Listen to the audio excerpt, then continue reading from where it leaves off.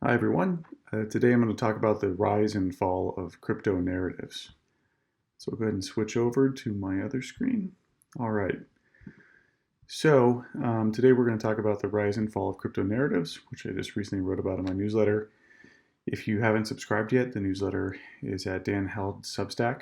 So if you Google Dan Held Substack, you can find it there. And this comes out every Thursday. So the rise and fall of crypto narratives, what this talks about is how, essentially narratives weave the world around us. Beliefs aren't only shaped by reality, narratives define it.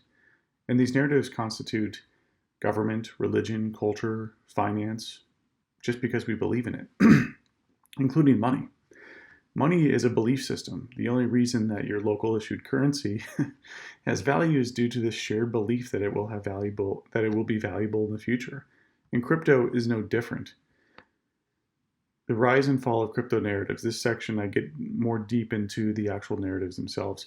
Each crypto project races to develop narratives that will create excitement and induce demand, aka number go up.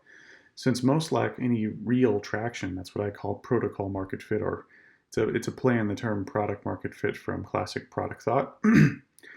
And this led to a Cambrian explosion of narratives, which each one explored ways to differentiate themselves against the others through narratives, through a story, through a quick meme, faster, cheaper, etc. And some of these were semi-plausible and some were downright insane. Semi-plausible technobabble. A lot of these use complexity theater to, signal relevance or value. Some of these other crazy ones were like Putin coin, Whopper coin, and Pot coin, which was repped by Dennis Rodman and had a $100 million market cap. There's been so many crazy different coins that, each one tries to create all these different narratives. And because of how many narratives have been tried, we see some really weird aberrations. And I really like this W.C. Fields quote: "If you can't dazzle them with brilliance, baffle them with bullshit." And that's what a lot of these narratives are about. Over the last 8 years, over 10,000 cryptocurrencies have come and gone, with over 50% dying in 1 year. So I pulled that number from this website, which states that 59%, so it's actually more than 50%, 59% of ICOs die after 1 year, which is a pretty wild statistic. And then there's a fun website called Dead Coins, where you can go look at all the coins that have died in different ways, and they've got them all sorted by different functions. By the way, here is Potcoin's rise and fall. So $100 million market cap at its peak, which was nuts. And now it's worth $1 million. So there are a couple narratives in this era. For example, more scalable than Bitcoin. You know what's more scalable than Bitcoin? Almost everything. Blockchains make extreme design trade-offs. For example, each blockchain has nodes that keep a copy of the ledger. That's inherently much more inefficient than just storing one copy. And essentially this decentralization and scarcity, the resiliency of it and the inefficiency of that aspect enable what makes Bitcoin valuable and useful. If a certain project is more scalable than Bitcoin, then it's made some design trade-off, which critically undermines what makes it valuable in the first place. A popular metric in this area was transactions per second for more equals better brain dead analysis. You know which protocol has more TPS? Visa. So one of the next ones was faster than Bitcoin. So nothing is faster than Bitcoin. Nothing is faster than Bitcoin. It's about the security of each confirmation times the number of confirmations equals total aggregate confidence that the transaction will be reversed. You can think of it like layers of amber. Each confirmation layer and its relative security thickness determine how permanent the transaction will be secured in time. As you can see with this chart, while a Litecoin transaction has shorter blocks, there's less of a guarantee due to the weaker security. 6 Bitcoin confirmations is equivalent to 712 Litecoin confirmations. Now for the blockchain, not Bitcoin. Blockchain became a catch-all term for innovation. Small and large company executives were incentivized to use the term. If you were a big corporate, saying the word blockchain made you seem hip. If you were a startup, blockchain got you 50% more funding. Humans ultimately respond to incentives, and the incentive was to use the word blockchain. And so they did. Again, blockchains are inherently bad at almost everything. They've sacrificed everything to optimize for sound money. This comes from Kathy Besnat, the head of tech and operations at Bank of America. And she states, I haven't seen one use case that scales beyond an individual or small set of transactions. All of the big tech companies will come and say, blockchain, blockchain, blockchain. I say, show me the use case, you bring me the use case, and I'll try it. When was the last time you heard about a corporate blockchain project? Where did all this efficiency that blockchains were supposed to unlock manifest itself in your daily bank transfers or other traditional finance products?